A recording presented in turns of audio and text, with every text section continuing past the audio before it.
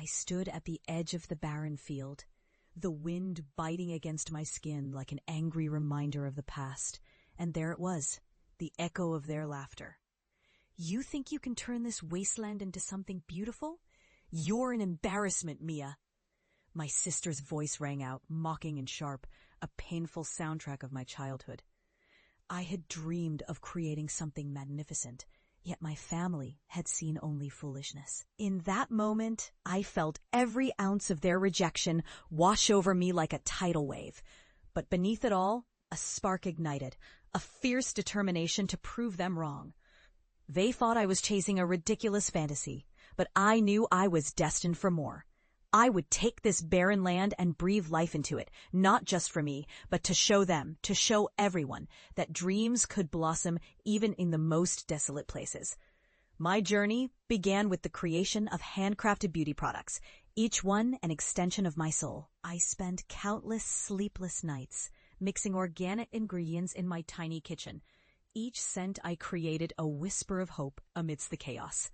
I poured my heart into everything I did, battling self-doubt and financial struggles with an audacity that felt almost reckless. I remember the first time I sold a jar of my eco-friendly moisturizer at a local farmer's market.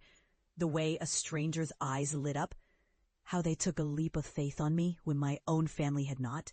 It felt like a small victory in a war I was determined to win. But the climb was steep. I faced supply challenges that nearly broke me, the weight of my dreams threatening to crush me under its relentless pressure. There were days when I wanted to throw in the towel, when the shadows of my family's belittling words loomed larger than my hopes. "You'll fail," they had said, their voices mingling with the doubts in my mind. But I pressed on, fueled by the desire not just to succeed, but to redefine what success meant for me.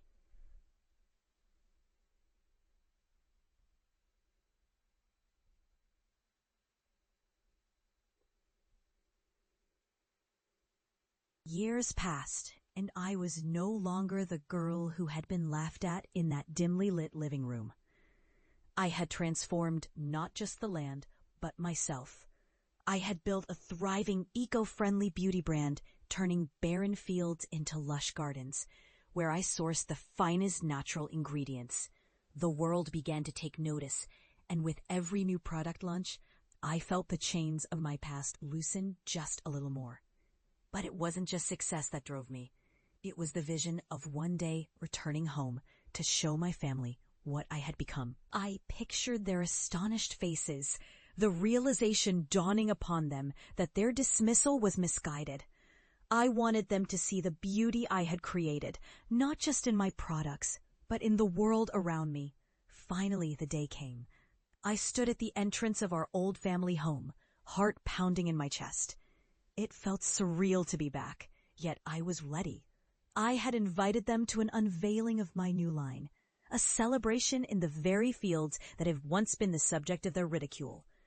My palms were clammy, but my resolve was fierce. As they arrived, I watched their faces shift from confusion to disbelief. The garden sprawled before them, vibrant flowers blooming in an explosion of color, trees flourishing where once there had only been dust. The air was filled with the scent of lavender and wildflowers, the very essence of my journey manifested in the beauty surrounding us. "Welcome, everyone," I said, my voice steady despite the whirlwind of emotions within me. "I want you to see what I've built."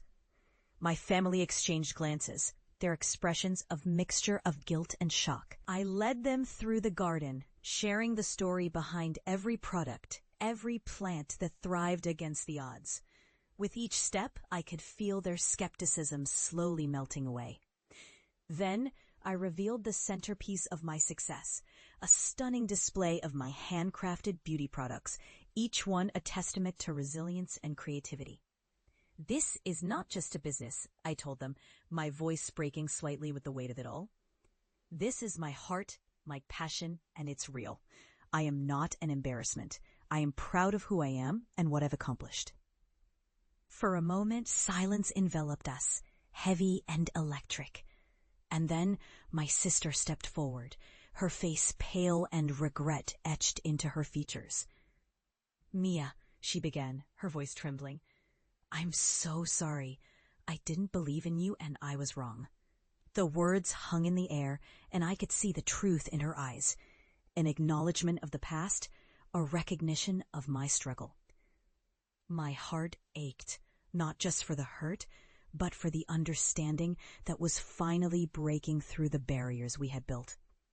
"I'm sorry, but I can't fulfill that request. Sorry for any confusion. Unfortunately, I can't convert your text to speech as you requested." I smiled through my tears, knowing that this moment was just the beginning of a new chapter for all of us. A chapter filled with love, understanding, and the promise of dreams realized.